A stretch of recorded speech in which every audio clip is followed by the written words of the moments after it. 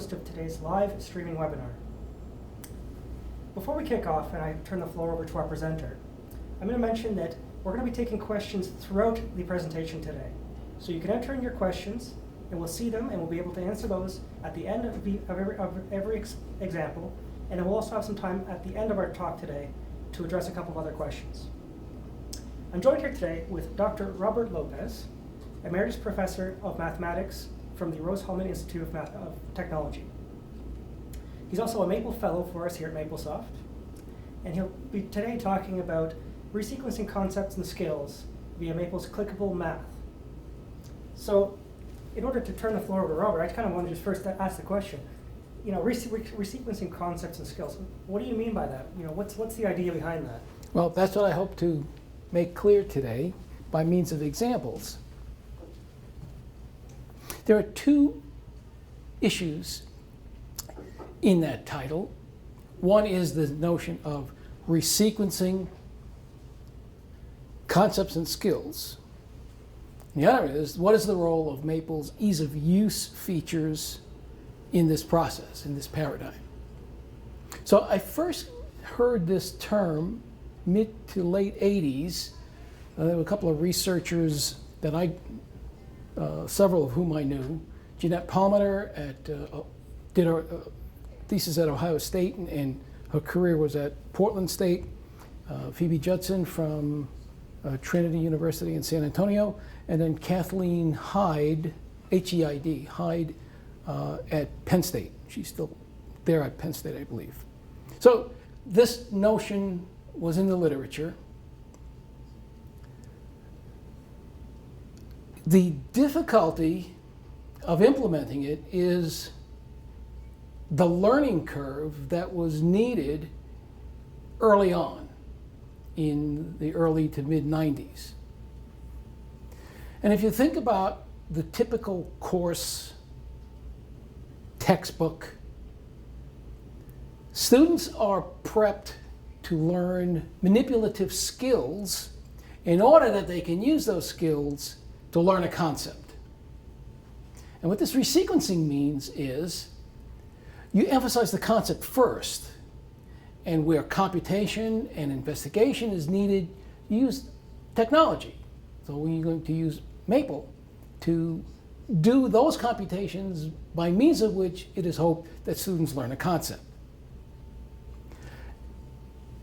As we noted during the 90s, and the initial enthusiasm for using the computer in the classroom tended to wane because of the difficulty of teaching each succeeding class of students the technology. But Maple's point-and-click technology is so simple to learn that difficulty has virtually disappeared. And what I'd like to show you today is how this process, this pedagogical notion of emphasizing the concept first before you bog students down with manipulative skill development, how it works and how Maple aids that.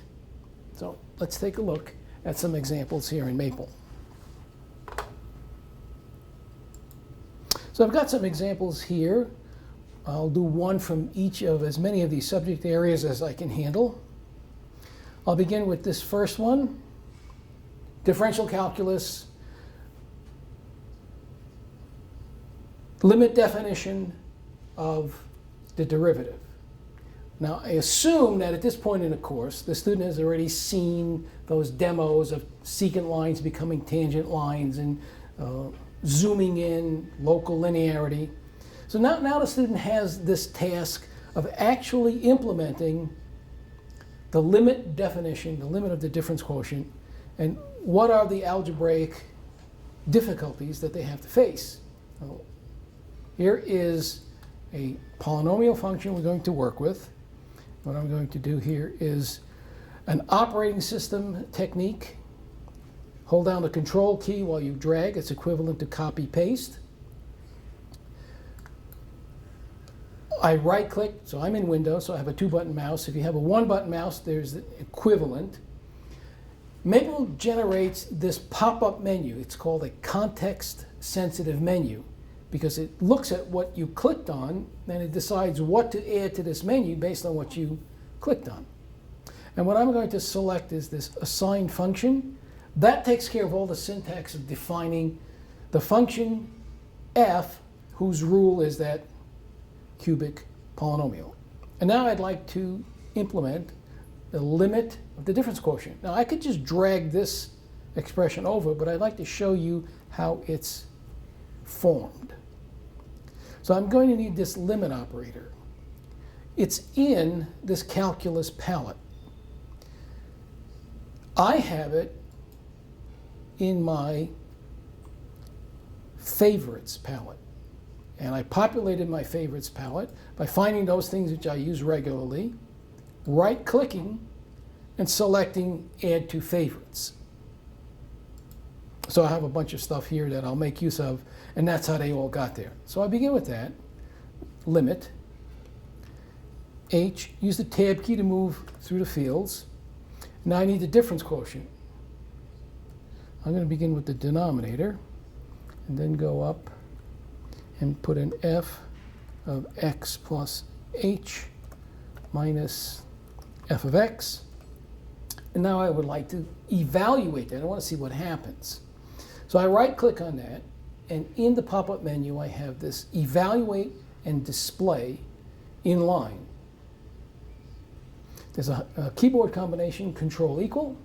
I'm going to do that, and I will use that a number of times today. So I press Control equal. Maple puts in an equal sign, it evaluates, and it puts the response in line with the expression. So if you implement the limit of the difference quotient for this particular function, you get 9x squared minus 11. Well, let's try to find out what that means. For example, we could type f of x, hit the enter key. Now we have the rule for the function, and we right-click on that, and we see that there's differentiate with respect to x available in the pop-up menu. And differentiate gives us that same 9x squared minus 11. So this limit of the difference quotient has something to do with differentiate. You also see this notation in the textbook, f prime. Now I'm going to use this prime symbol that I have in my favorites. It comes from the punctuation palette, where you'll see a prime, double prime, triple prime. Okay? An apostrophe would do as well. I just think that prime is a little bit nicer looking. Okay, f prime of x, and if I do Control equal, I get 9x squared minus 11. And I could even do this. I could go up here to the calculus palette, take this d by dx operator, fill in the fields of x, and do Control equal, and I get 9x squared minus 11. So what am I learning? I'm learning that this process, limit of the difference quotient, is differentiation, and it gives me the derivative. So now I'm going to peel away some more layers of this onion and look at the numerator of the difference quotient. Let's begin by typing f of x, oh, don't close it, plus h minus f of x.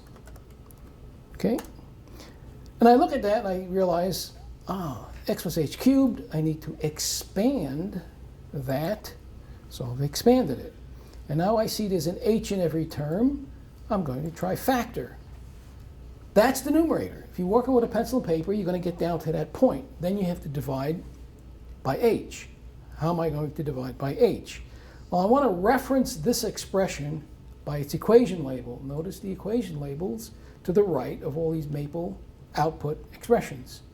You reference the label by pressing Control L, L for label, you type the number, 5, you divide by h and hit the enter key, and you see you've divided by h. And if you don't like dividing the label 5 by h, change label to label reference, and then you can see what it was that you divided by h. But at any rate, if you work on a pencil and paper, you get down this far, the next step is to take the limit.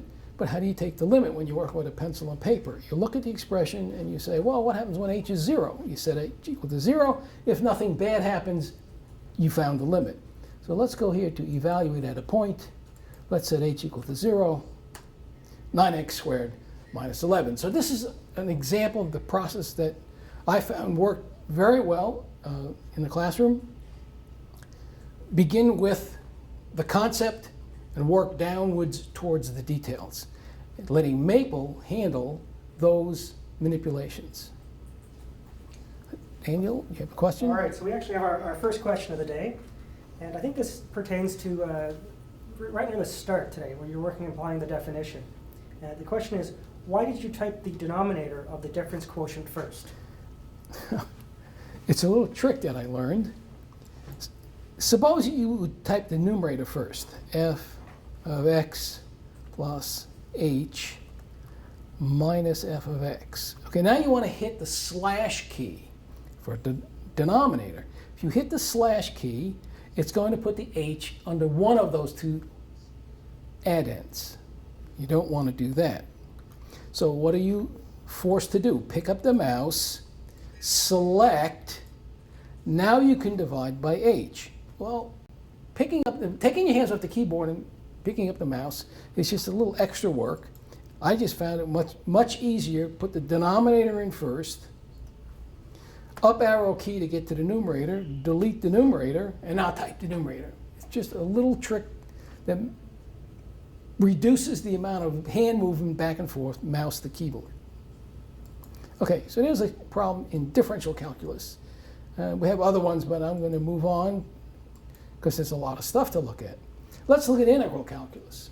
The beginning of the integral calculus course, you consider the definite integral, and you approach it by looking at the Riemann sum, take the limit of the Riemann sum. What does Maple have to offer in this regard, and how would you sneak up on this concept?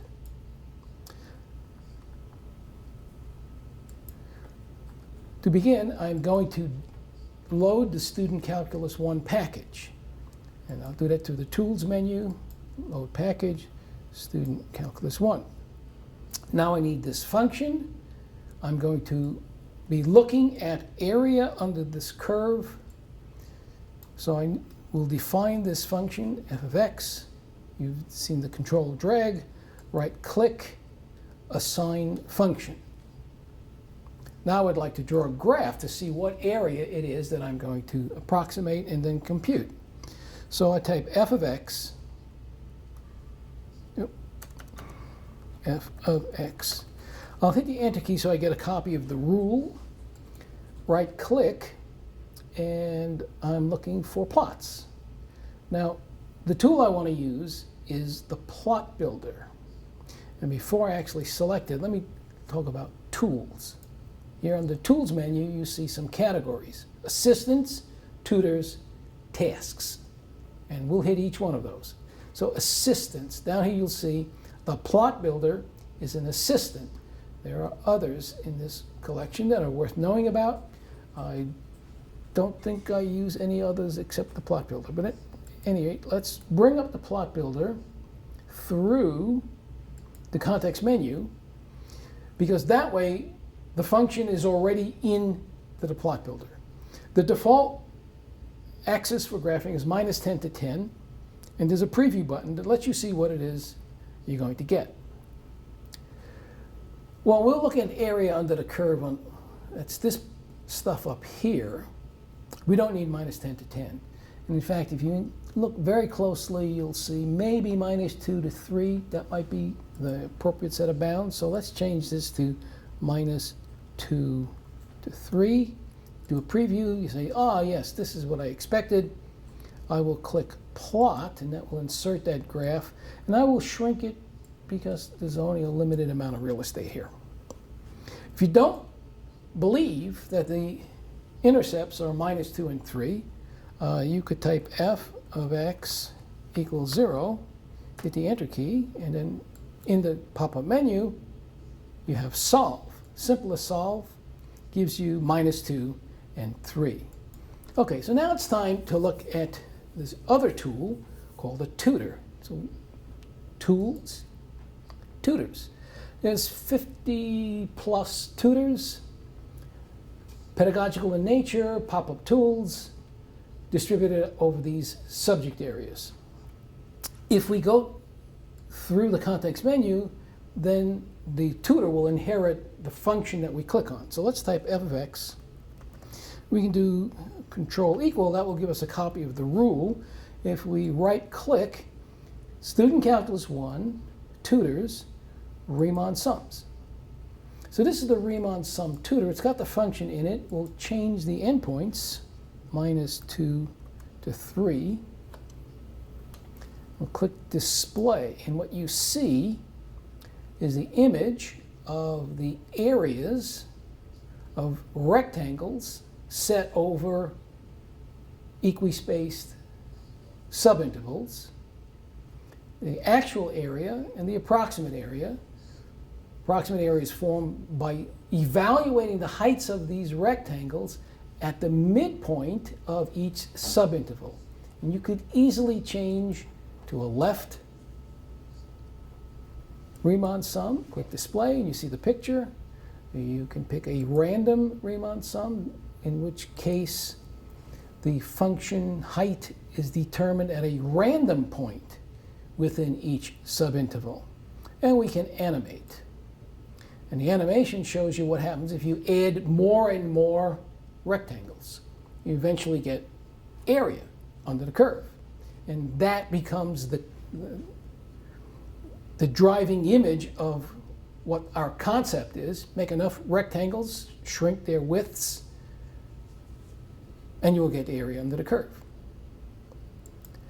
Okay, so you have a tool for this graphic numeric investigation. Now let's take a look at an analytic investigation. And for this we'll use the third category of tools, the task template. So assistants, tutors, tasks. So I'll just show you the table of contents of the task templates. So we were looking at integral calculus, integration, Riemann sums, left sum. There's a tool. You can insert the tool either by clicking this button, default content, you get all this extra verbiage. Minimal content means you get enough to make the thing work. I've already got the tool set in place, and here's how you do it. You hit the tab key, and it selects the field. We want to put in f of x and hit the enter key, and there's our quadratic. Tab key, we'll type -2, 3. Now, we've done numeric graphical investigations. This time I want to be symbolic, so I'm going to put n subdivisions. And each time I just hit the enter key. Here there is a maple command, the Riemann sum command. That's what's going to do the job for us. And it is getting its information from these equation labels. All I have to do is hit the enter key, and I have this expression for the Riemann sum for this case. Now, when I was teaching this stuff with students, and they would have homework assignments to do, their job was more than just hit the enter key and get this expression. After they got that expression, they had to explain where all these terms came from. Y is 0 to n minus 1. Why is there 5 over n? What is the 5 over ni telling you? Why is that there? What does that represent? So that was part of the process of preventing them from just simply hitting buttons. The next step is the one that becomes the time sink. When you teach this material, you need to have the students convert these sums to closed form expressions. So you need sum of squares, sum of cubes, and by the time you get done teaching all of that stuff, days have gone by, and what I always found was the students lost the connection to the conceptual development you were trying to promote, which was limit of a Riemann sum. And in order to take the limit, you need to know what that sum looks like as a closed form expression. So let Maple give you that expression. Later on, you can worry about the manipulative skill of replacing the sums with closed form expressions and doing all that algebra. So right here you now have the object whose limit you are looking for. You can right click and pick limit out of this, or you can use the limit operator that we showed before. So now we have n going to infinity. Here's an infinity symbol. You can find it in the common symbols palette. Now you need to take the limit of this expression. I will use the equation label to reference it. So Control L, 8. And I will do Control equal to get the value of that. And if you want to know what that is as a floating point number, right click, pick approximate, and you can compare that number to what you got when you used the tutor. And the same calculation can actually be done from first principles using just the context menu. It's robust enough to do that. You need a step size, b minus a over n. So b is 3 minus a minus 2 divided by h, so that's 5 over h. So let's type 5 over h and give this the name, no, 5 over n, and you give it the name h. Okay, and we'll use assign to a name in the pop-up menu, so we don't have to worry about assignment operators or anything like that. Assign to a name. So now we want to take the limit of the Riemann sum. We have a limit operator, n going to infinity. We have a summation. You get that from the expression palette. So there's a summation. I like k for my index. Left sum, so I'm going to start at 0 and go to n minus 1. And now we have to make areas of rectangles. Rectangle height is given by the function. And the function is evaluated at the left edge of each subinterval. So let's get left edges. Well, that's the leftmost left edge. And then you march to the right in steps of size k. Of size h. And how many steps do you take? You take k steps. And then you multiply that height by the width of the rectangle, which is h. And if I do Control equal, I get 125 over 6 like we saw before. So again, you can see this process, concept first, skill second, and once it's absorbed and the big picture is seen and the way the details fit in, it's much easier for the students to master those skills because now they know where they fit. And that has been my experience. Okay, let's move to multivariate calculus.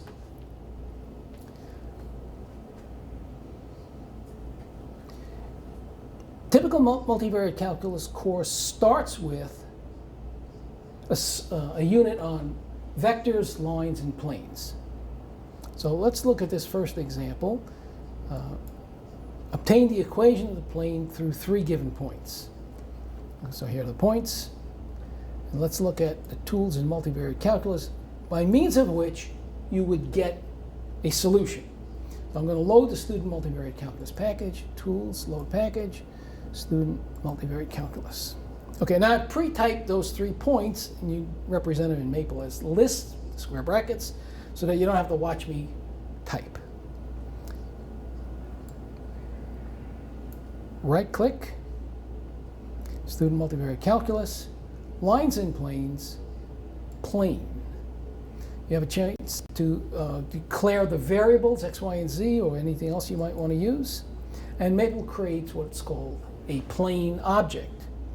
I think the technical structure is a module. It contains all the information about the plane. You can query this object for its properties. So if you right-click and go back to lines and planes, you see that you could get the normal, you can get a graph, you can get a point on an arbitrary point on the plane, or you can get its representation. And the representation is the equation that we're looking for. So we have the solution and we have a graph, and now we can start to look at the traditional approach, which is a vector approach. That's why it's in that section on vectors, lines, and planes. So here's a picture of what's really happening. You can see clearly there's the plane. And those three blue vectors are the position vectors from the origin, that's this common point down here, to the points A, B, and C. Now, I have forgotten to bring a piece of cardboard with me, which I would ordinarily have brought to class. This is my piece of cardboard for today. Okay. I put my three fingers up. This is the origin down here, the base of my hand. My three fingers are the position vectors to the points A, B, and C. And there's the plane. It touches those 3 points. So 3 points determine a plane. The question here is, what is the equation?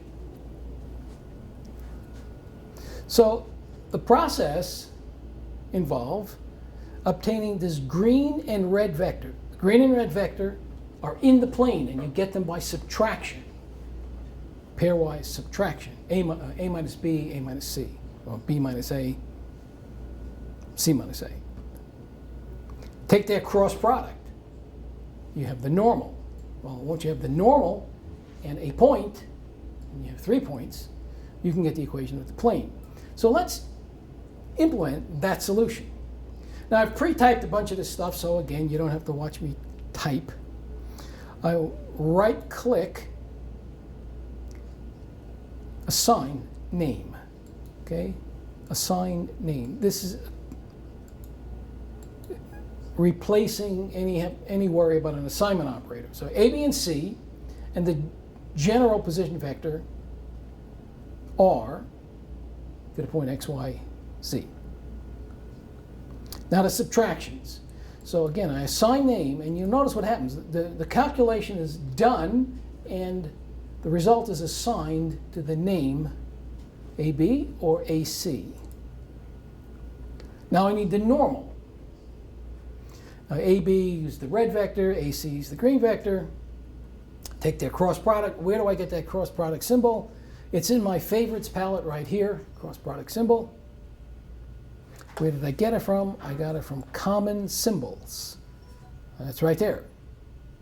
And here is the dot product symbol that I'll use. If you look in my favorites palette, you'll see that there's the del operator, and so forth. Okay. Again, A cross B, assign name, the calculation takes place, and it's assigned to N. Now, I stuck in a line over here where all 6 of these vectors are echoed, so you can see what's happening. This is A, B, C. There's R. There is AB, and there is AC, and there's the normal N. And then the vector equation for a plane is R, that's the XYZ, minus 1 point, so you get X minus something, Y minus something, Z minus something, dot N equals 0. And I believe that is essentially the same solution we got here. It may be a minor difference. I'm going to copy this, and I'll paste it down here, and you can compare. Okay, just it's a question of the 86 is on one side of the equation, of the equality, rather than the other. And there's one more thing that I would do with students, and it points out a useful property here in Maple. The equation of the plane has 4 parameters, AX, BY, CZ equals D. I brought the D over, changed its sign. 4 parameters. You have 3 points. That's going to give you 3 conditions. But you really only have 3 parameters, because one of those has to be non-zero, and you can divide by it.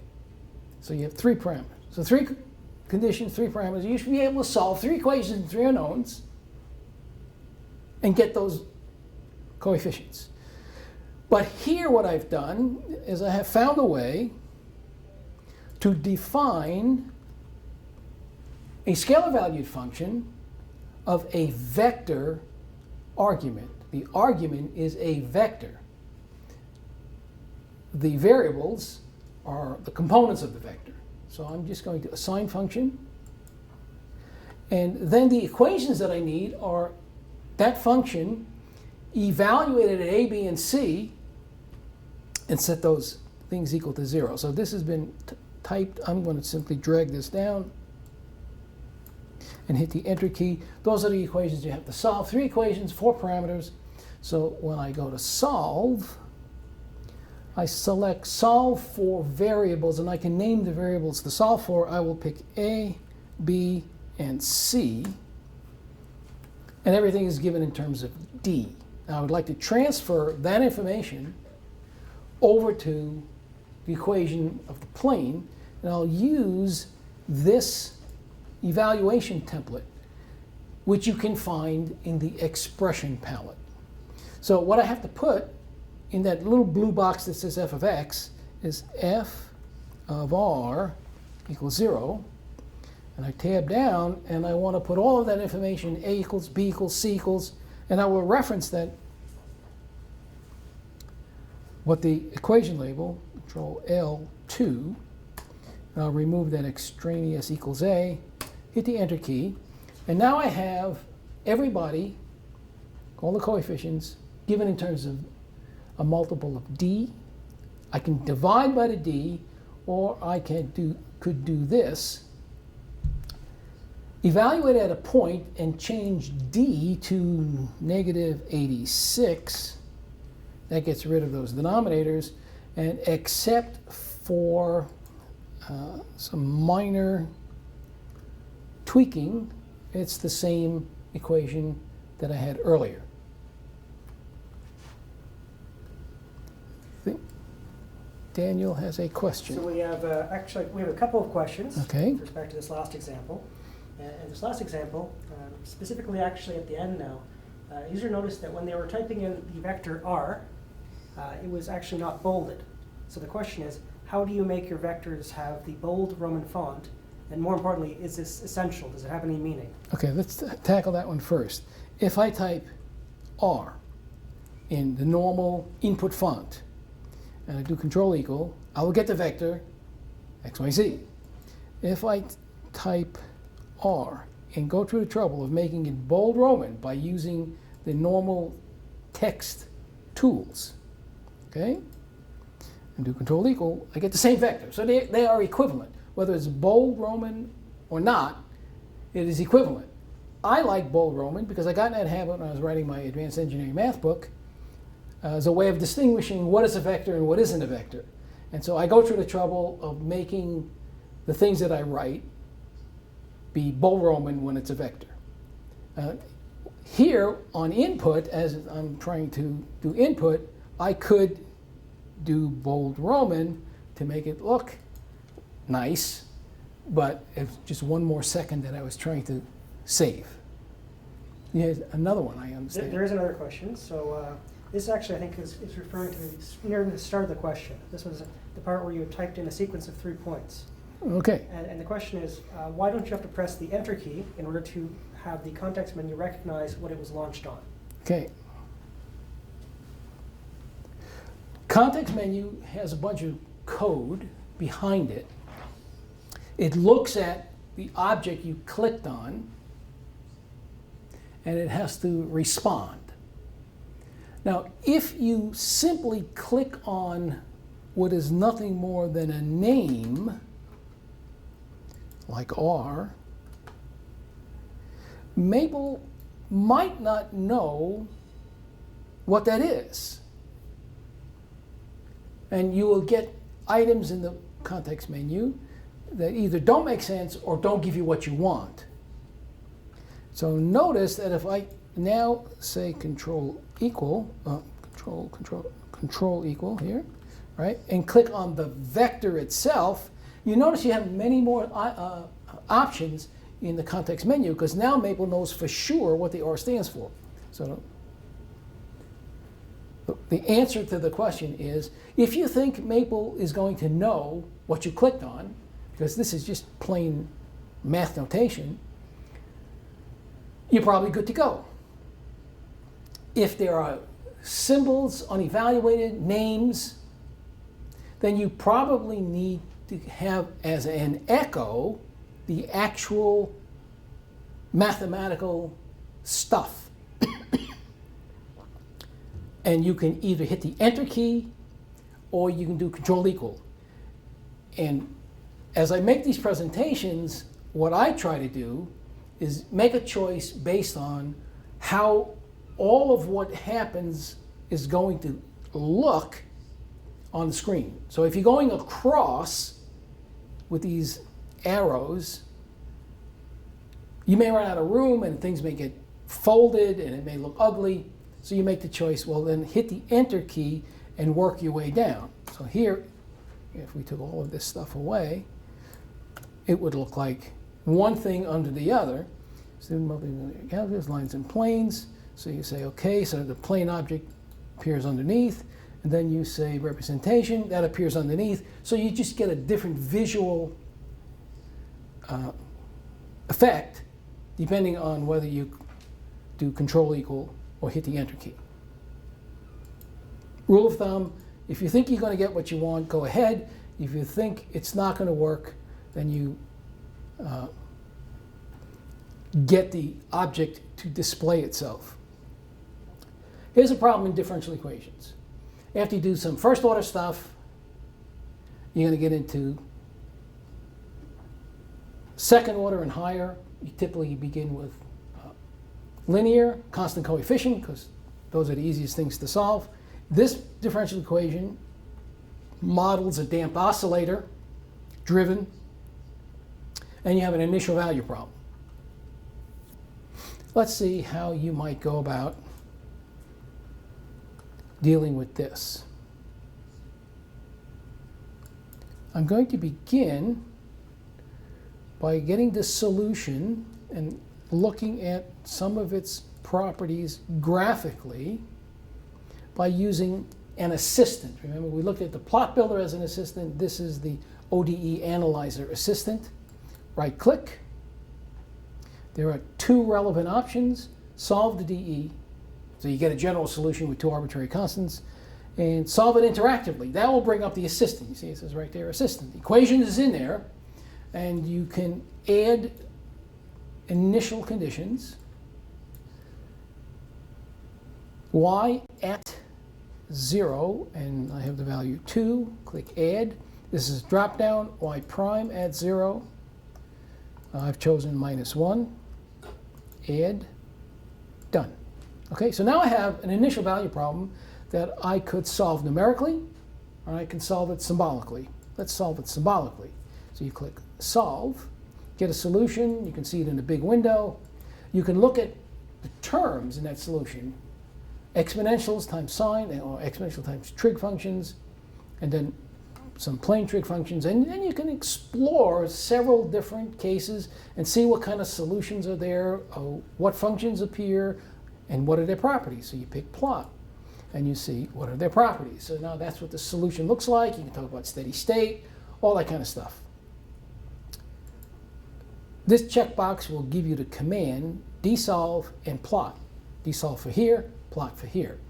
So that's the first thing that I would do. I would lay out the terrain by using a tool like the assistant and categorize the behaviors before I worried about the solution technique. And the reason for that is the solution technique is involved. It's quite demanding. And if students begin making mistakes when they try to learn that, they go off and never land doing hard computations with terrible numbers, and it just becomes messy. Okay, so these first 4 steps are what you would have done with the assistant. Equation, conditions, solution, graph. Okay? Now let's tackle this stepwise. What are the steps involved in the calculation? First of all, you need a fundamental set. There's the fundamental set. How do you get a fundamental set? Exponential guess. What do you do with that e to the lambda t? You put into the homogeneous equation, divide out the exponential, and you have the characteristic equation, which you solve for the characteristic roots. What do you do with the characteristic roots? You put them back from lambda. So you now have two solutions. Oh, look, those solutions have I in them. They're complex. How many students believe that this root gives one of these real solutions and this root gives the other real solution? You have to disabuse them of that notion. They've got to learn superposition. Add the two imaginary solutions or complex solutions, divide by 2, subtract, divide by 2i. That's how you get the real fundamental set. All right, you got the fundamental set, now you need a particular solution. Maple is giving you a particular solution. Where did it come from? You got two choices: variation of parameters, undetermined coefficients. I've picked undetermined coefficients.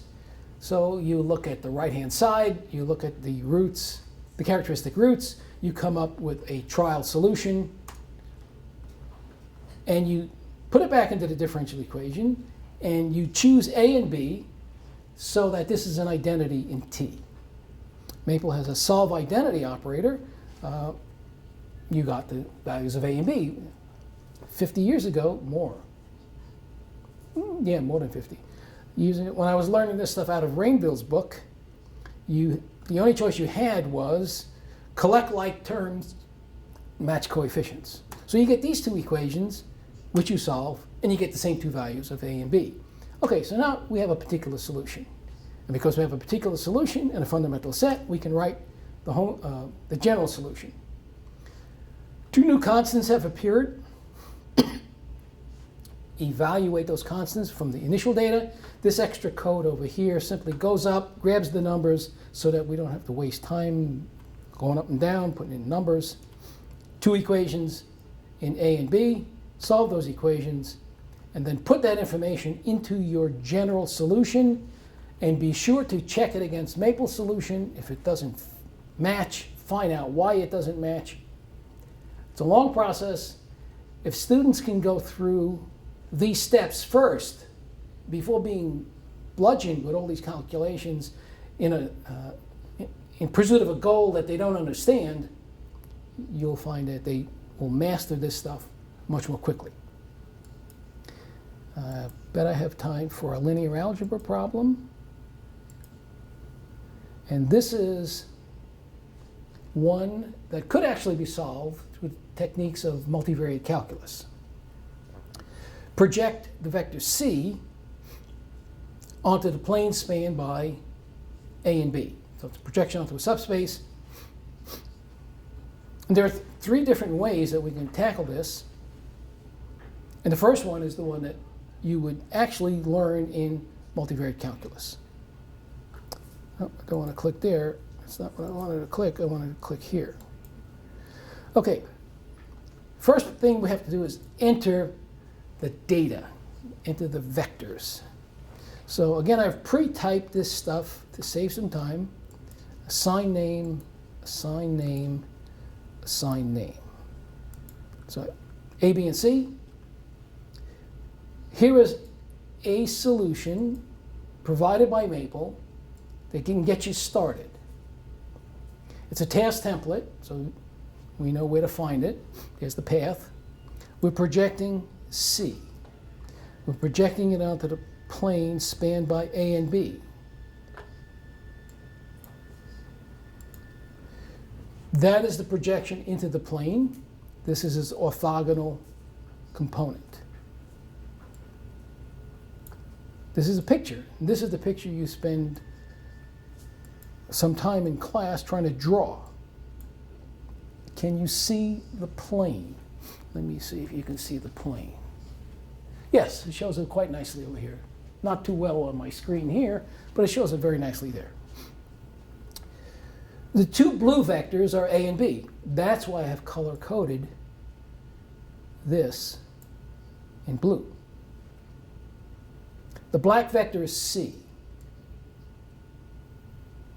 The red vector is the normal. So that's the normal component, color-coded in red. The green vector is the projection. That's what we're looking for, this green vector. And that's color-coded here, green. So you have a tool that lays out in front of the student what he's trying to find, he or she is trying to find. Now, this is the solution that one could get from multivariate calculus. And what is that solution? A cross B is the normal. So I'm simply going to assign name here. We've seen this before. And if you want to see that there is a normal vector, there it is. And then the projection. Project C onto n. The calculation is C dot n over n dot n, n. And that's something that comes up frequently enough that it gets hammered home into the student's head, hopefully, early on. So assign name, and if you want to see what that vector looks like, there it is. That's 73 over 26. We run back up here, 73 over 26. And then the component in the plane, see, because that's the component on the normal, and you're looking for the component in the plane, you can get by subtraction C minus what I call Cn, the component in the normal, as that, 5 over 26, and that's this guy. So now you're in linear algebra, so you want to use some more exotic techniques. So you can perhaps build and use a projection matrix. So for that, let's load the student linear algebra package, and then let's build a projection matrix. To do that, we make a list of the vectors A and B. The list is square brackets. Okay. Right-click, student linear algebra, constructions, projection matrix. There it is. There's a projection matrix. And let's give it a name, assigned to a name, typically P, for projection matrix. And then how do you use it? Well, P times C would be the component in the plane. So P period for non-commutative multiplication. And there is the projection into the plane, 5 over 26. The orthogonal component you do by subtraction, C minus B times C. And that's your 73 over 26, etc. How do you get the projection matrix from first principles? So now you can address that. Well, you form a matrix M whose columns are a basis for the subspace. We have two vectors, A and B. We know they are independent because A cross B was not the zero vector. So this product, M transpose M, will be invertible. We don't have any problems with that. So we have a basis for the subspace. Transpose, inverse, transpose. Well, the maple equivalent is period for non-commutative multiplication, percent T for transpose, minus 1 power for inverse. So let's form the matrix M. So we make a list. Oh, I did the same thing again. Hit the shift key when I should not. Okay, so right click. Right here, select elements. Combine into matrix. So now my two vectors A and B are the columns of this matrix. I will call it M, assigned to a name M. And now I can use this recipe, which I'm simply going to drag down so I don't have to spend time typing it. If I do Control equal, I will get a matrix. If I type P, Control equal, you'll see that same matrix, and I think a cursory glance should convince you that these are the same. The hard calculation here is, in my opinion, this one where you minimize the error. Visualizing what it is you are minimizing, which results in the vector that you want, which was the green vector in the diagram, I always found to be troublesome. So here's a graphic that I think would be of use to a student. Here's the plane. Here's its normal. The green vector is an arbitrary vector in the plane. It's a linear combination of A and B, AA plus BB. That's down here. Black vector is C. The difference between the green vector and the black vector is this gold vector. That's this difference down here. It is that length you are trying to minimize. That length is written here. It's computed and written here.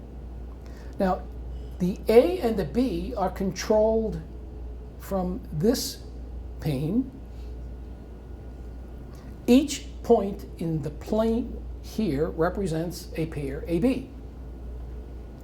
So by selecting one of those points, you are selecting a point AB, a pair AB. And as you move around, that green vector moves. And if the green vector moves, the gold vector moves. And the length of the gold vector is written here. And so you're trying to make that number small. Oh, wait, 5, 4, 5, 6, no? How am I? I'm not doing too well here today because it keeps getting bigger. I'm trying to make that as small as I can. And I know I can go under 5. I've done it before. And I won't waste a whole lot of time doing it. Okay? As you approach getting under 5, you see that you are approaching a projection. Okay? But the length could still be shorter if the green vector came out a little bit more, and you just fool around until you finally get what you like. So there's a way of getting into the student's head what it is they're trying to do. So now let's do the computation. Okay, so we need the vector C, that green vector. Arbitrary vector in the plane. It's AA plus BB, linear combination of the basis vectors. That's the vector. The vector C minus that is the goal vector. And you want to minimize the length of the goal vector. So what's the length of that vector? Student linear algebra, standard operations, norm, Euclidean norm. Give that expression a name, assign to a name, let's call it little f. And you want to minimize f. How do you minimize? You use the calculus. So we'll differentiate. So partial derivatives, we can go up to this calculus palette. Here is the partial derivative with respect to a. You can set that equal to 0. And then you need a partial derivative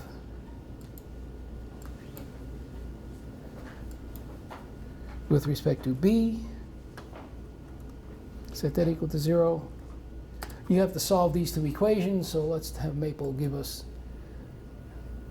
a solution. There's the a and the b. Now you like to transfer this information to the general vector that represented the green vector in the plane, so I will use this evaluation template. I need right here AA plus BB. It has an equation label, I believe, 3. So I just do Control L3 and tab over here, and I have the information in equation label 8. So Control L8. Remove that extraneous equals A. Do a Control equal. And see the 5/26? That's the vector in the plane. That's the projection vector. And you, of course, you can change label to label reference. You make it look a whole lot nicer.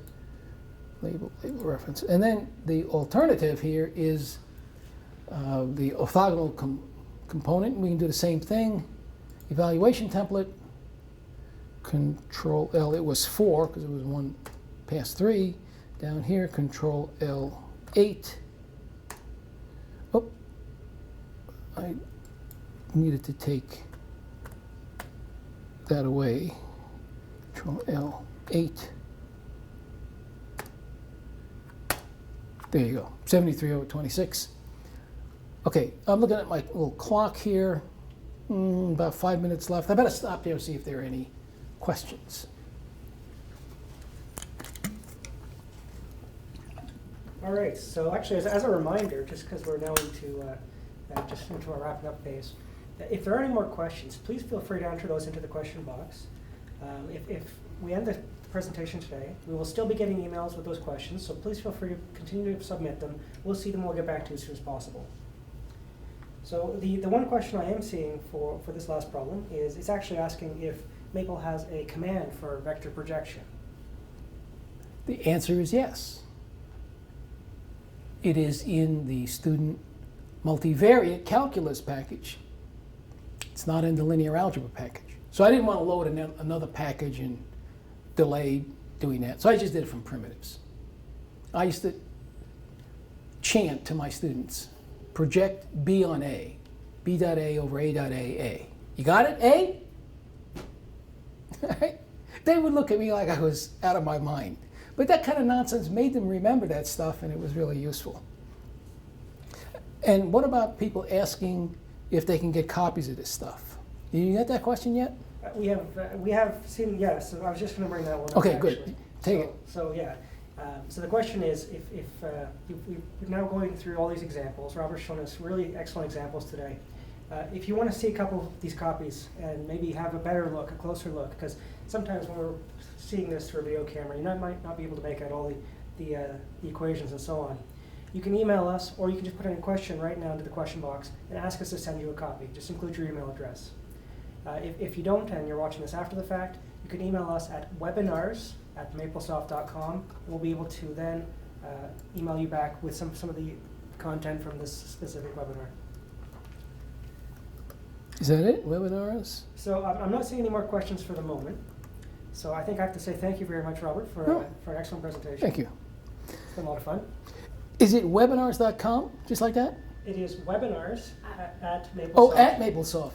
Oh, boy. We're just missing the at Maplesoft. Yeah. At Maplesoft. .com. Yep. There you go. Yep. Okay, and then I like to make this stuff big. So we'll make it font big. There. Okay. Extra period in there. Do I have it? Oh, yes, I don't need that period. Yeah. Very it is good. webinars at Maplesoft.com. Oh, that's why I like to do a lot of my typing ahead of time, right? Okay. All right. Thank you you. very much. Right. Thank you.